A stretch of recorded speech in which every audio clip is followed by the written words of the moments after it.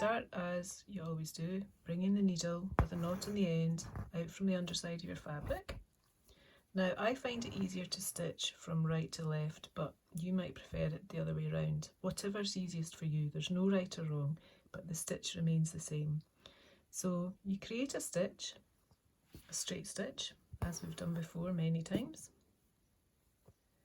And then you want to bring your needle a stitch length ahead, the same size as before. And then you are bringing your needle back to where that end of the first stitch landed, and take your needle through. So bring your needle ahead another stitch length, and then return your needle back where that last stitch ended.